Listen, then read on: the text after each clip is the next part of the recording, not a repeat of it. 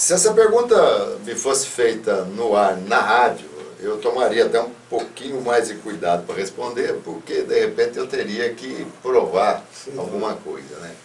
Mas infelizmente, os presidentes que o Guarani teve, vamos colocar, eu não vou isentar o Beto Zini. Beto Zini, eu sempre tive muito respeito, porque conhecia futebol, era um apaixonado pelo Guarani, era um louco pelo Guarani, e se promoveu também muito com o Guarani.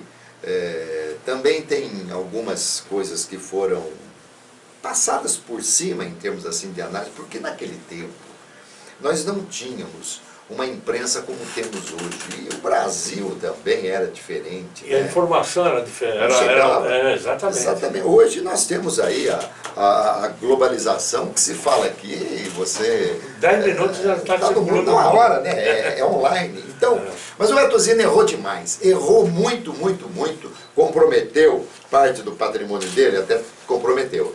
Só que também a gente sabe de algumas negociações onde ele envolvia apartamentos que ele tinha para dar como luva para jogador. Eu mesmo morei num prédio do Beto Zini, eu morei num prédio dele que eu paguei as duras penas, e naquele prédio eu era o único pobre, porque só tinha nego milionário lá e só moravam jogadores de futebol. Por quê? Viu pro Guarani, recebia um apartamento de luva, mas quem que pagava esse apartamento? O Guarani que pagava esse apartamento. Não, começou com ele, efetivamente. Aí o Beto passou o tempo todo tentando colocar, eu estou contando a minha versão, VJ, vai interpelando. Não, mas é o que aconteceu. O Beto Zini passou o tempo todo tentando colocar o time no Clube dos 13, mas era muito fechado e o Guarani não conseguia entrar.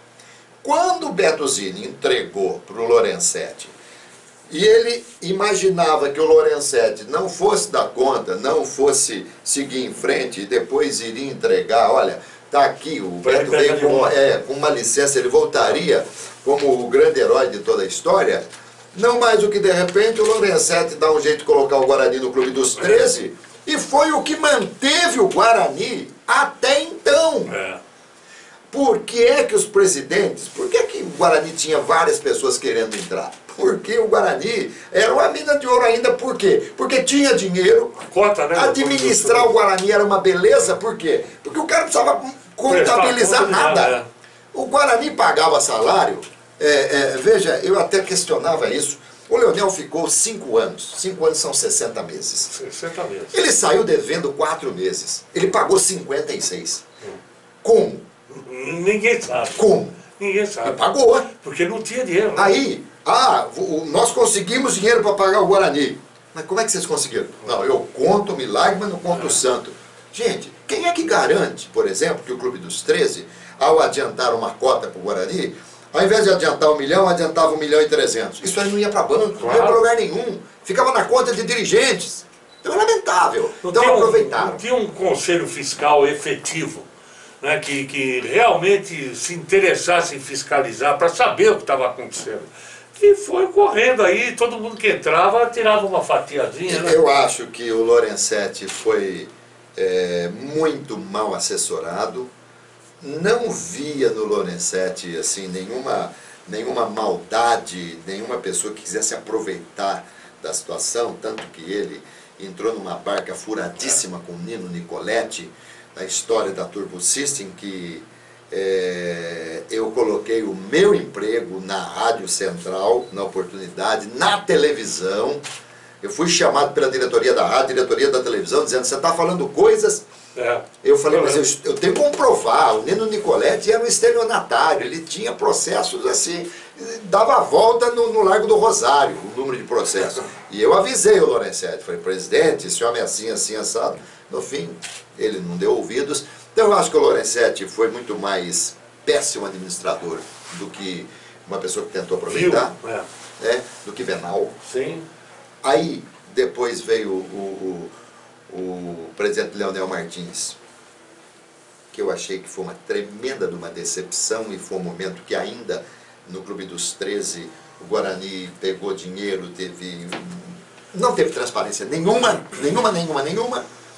Aí ele fez uma jogada junto com alguns pares de diretoria para colocar o Mingoni, porque o Mingoni não poderia ser presidente, ele não tinha condição de ser eleito, mas por uma manobra, por desistência daqui, obrigação, ele presenteou o Mingoni com a presidência e também ia fazer parte de toda a cúpula, mas o Mingoni deu de ombros para ele, largou.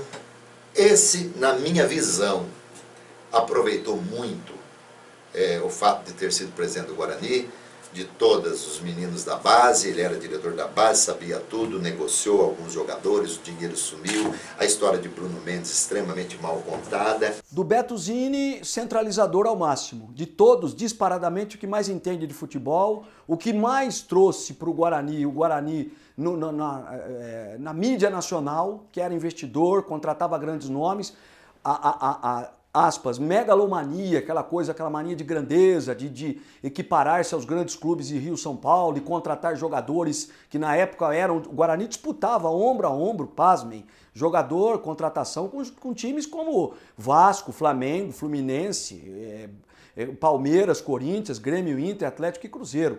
Então essa coisa do Beto Zini centralizador, o grande defeito do Beto Zini foi esse. O grande defeito do presidente, do Zé Luiz Lorenzetti, não tinha nenhum conhecimento de futebol, era uma pessoa limitada e que se cercou de pessoas absolutamente,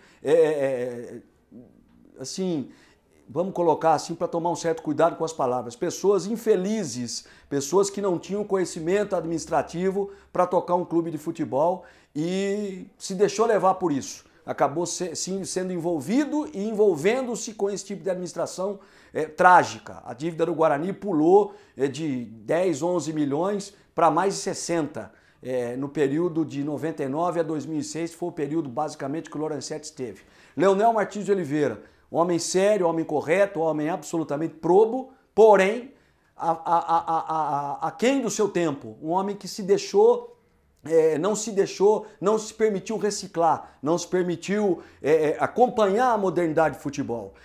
Achava ainda que o futebol era feito de um presidente, um vice-presidente, um diretor de futebol e que não havia necessidade, que não há necessidade de novos relacionamentos, novos contatos para abrir justamente esse leque. E, consequentemente, o Leonel Martins de Oliveira, por uma mentalidade que não tem mais lugar no futebol, acabou também sucumbindo. E o último presidente, Marcelo Mingoni, do ponto de vista de honrar os compromissos, talvez tenha sido o momento mais equilibrado do Guarani, no período que ele esteve, ele conseguiu, mas os negócios, a forma um tanto obscura com que os negócios foram feitos, alguns inclusive não estão esclarecidos até hoje, como por exemplo do Bruno Mendes com o Botafogo, infelizmente também fez com que o Guarani padecesse por causa dessa administração.